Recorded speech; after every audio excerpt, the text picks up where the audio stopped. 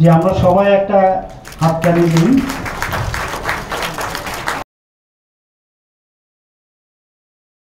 Today I will speak in both languages, Bangla and English, but mostly also in Bangla.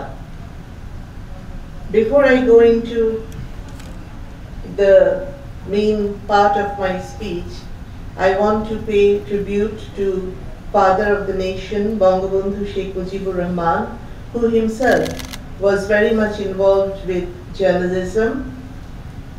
He had a name called Saptahik Mizar.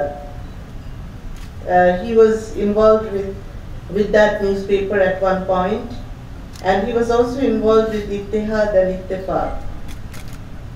Father of the Nation always believed in freedom of press. Walton fridge কিনে অনেকের মতো আপনিও হয়ে যেতে পারেন millennial সেরা পণ্যের সেরা অফার। মকি ভাই মনে হয় বললেন যে না আমি যা বলছি ইংরেজি না বললে বুঝতে পারছে। So they already probably know what you can say, right?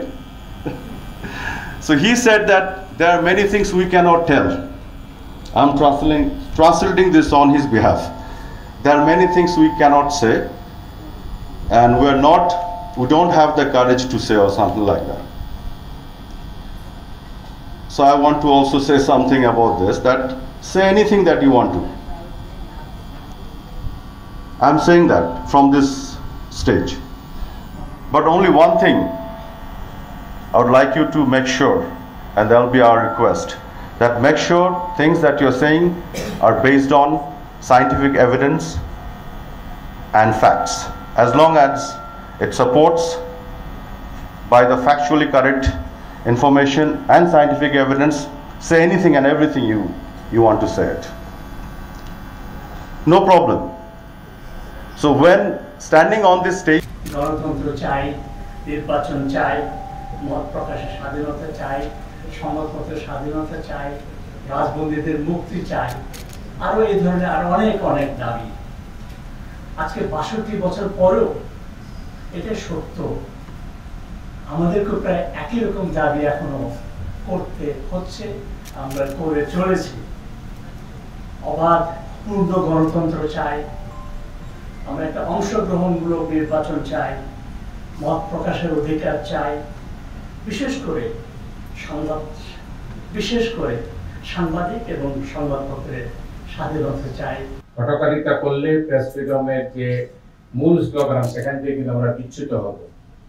সেই জন্য সাদাকে সাদা, কালোকে কালো বলাটাই বোধ হয় ভালো, এবং সেটা যদি সুযোগ করে দেওয়া হয়, এই ছোট আইন কানুন দিয়ে আমাদেরকে আটকে দেওয়া হয়েছে, সে সমস্ত আইন কানুন না থাকলে আমার মনে হয় আমাদের হাতটা খুলে যাবে এবং আমরা লিখতে পারবো। আর না লিখতে পারলে আমাদের পাঠকরা কোনোদিনই আমাদের পত্রিকা গ্রহণ করবেন না। তাই যে চ্যালেঞ্জটা সামনে, এই চ্যালেঞ্জটা মোকাবেলা করতে হলে সম্মিলিত প্রয়াস দরকার। আপনারা যারা এই অনুষ্ঠানে উপস্থিত হয়েছে, আপনাদের সবার কাছে আমরা ঋণী এবং কৃতজ্ঞ। আর সবচেয়ে বেশি ঋণী আমাদের পাঠকদের প্রতি। আপনারা সবাই ভালো থাকবেন। ভালো কিছু পদক্ষেপ নিয়েছেন, আমরা আশান্বিত। আপনার সাথে আমরা এডিটর্স কাউন্সিল, নওয়াব এবং বিএফজে, ঢাকা সাংবাদিক ইউনিয়ন সবাই মিলে পরামর্শ করে আমরা এটার অ্যামেন্ডমেন্ট চাই এবং আমরা একটা গুড অ্যাটমসফিয়ার চাই। আমরা সবাই মিলে বাংলাদেশকে গড়ে তুলতে চাই, যে স্বপ্ন জাতির জনক বঙ্গবন্ধু দেখেছিলেন, সেই সোনার বাংলা করার জন্য আমরা একত্রে কাজ করব।